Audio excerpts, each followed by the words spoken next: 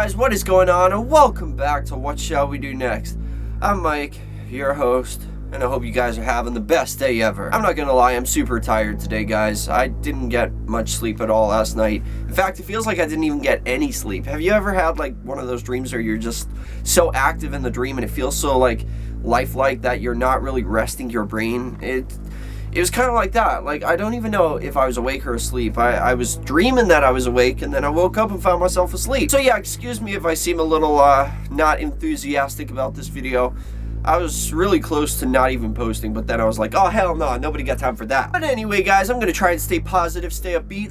Drank some G Fuel, I should be ready to go. Before I get started, if you are new here, please subscribe if you haven't already done that. We're on the road to 78,000 subscribers, and I would love you to join me on this journey. So hit subscribe and join the fam. And also, guys, go follow me on all my social media. Links are in the description, and be sure to turn on the notification bell so you get notified when I upload a video. Thank you. But once again, I am coming back at you guys with another creepy video, and today we are talking about another scary story. And this scary story is called... What is the scary story called?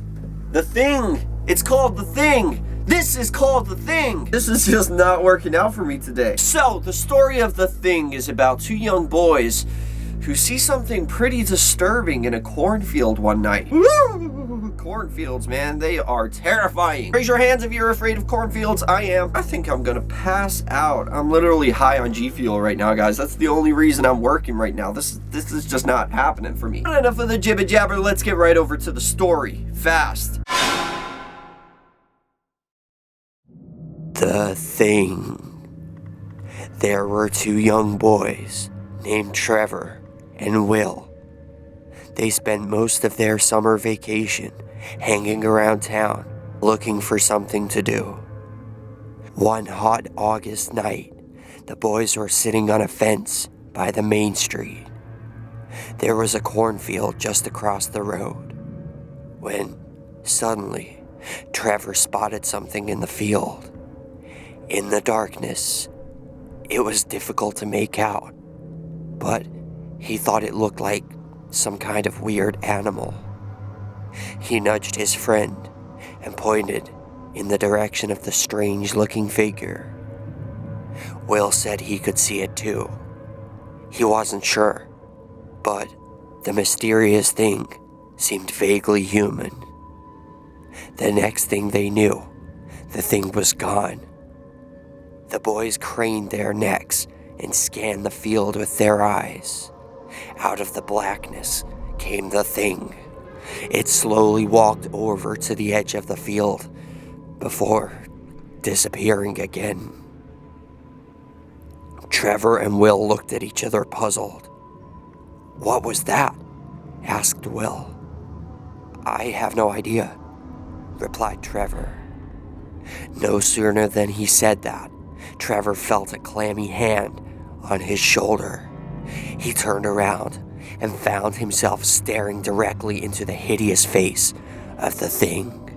He let out a yell of terror and surprise. The rotting skin on the thing's face was coming off in places, revealing the bones underneath. For a moment, it just stared silently at Trevor with its dark, sunken eyes. Then, it suddenly grabbed hold of his arm. Trevor felt its fingernails dig into his flesh as he wriggled out of its grasp. The two boys leaped off the fence and ran down the road, screaming in horror. They didn't stop running until they reached their homes. They tried to tell their parents and friends about the thing they had seen that night, but nobody believed them.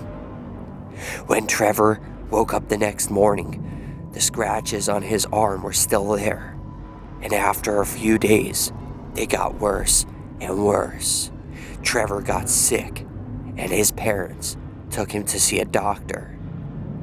After examining his arm, the doctor told the boy it was infected and gave him some pills to take. Unfortunately, Trevor's condition got worse and worse. The infection spread to his entire arm, and it wasn't long before his flesh was rotting and falling off. He was taken to hospital, But no matter what the doctors did, no treatment seemed to work. The infection spread throughout his whole body. Trevor was confined to bed and started to waste away. It seemed like he was beyond help, and as the days went by, he steadily grew worse and worse. His anguished parents could only sit at his bedside and cry as they watched their beloved son slowly rotting away before their eyes. On the day that Trevor finally passed away, Will came to the hospital to visit him. When the boy walked into the hospital room and saw Trevor lying in bed, he was horrified. His friend looked exactly like the Thing.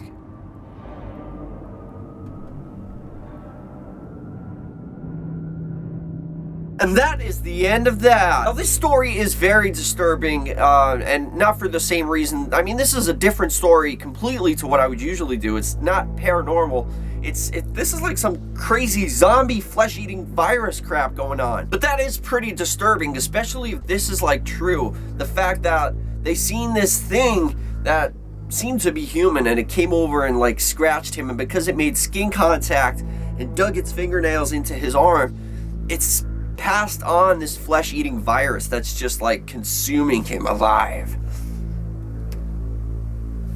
But my question to all of you for question of the day is, do you believe this was some kind of monster or demon, or do you believe it was simply a zombie, like once a human but got this flesh-eating virus and then decided to like go all zombie-like? And I mean, I don't know, because zombies usually attack people and eat people, right? Like, or is that just The Walking Dead? But let me know in the comment section what you guys think. That is question of the day. Thank you guys so much for watching. I hope you enjoyed this video. If you did, slap a like on it. Let's see if we can go for 98 billion likes on this video. I would really appreciate that. And remember the most important thing of all, guys, chase your dreams. I love you all. Don't let anybody bring you down. Peace out. Time for bed. Whew.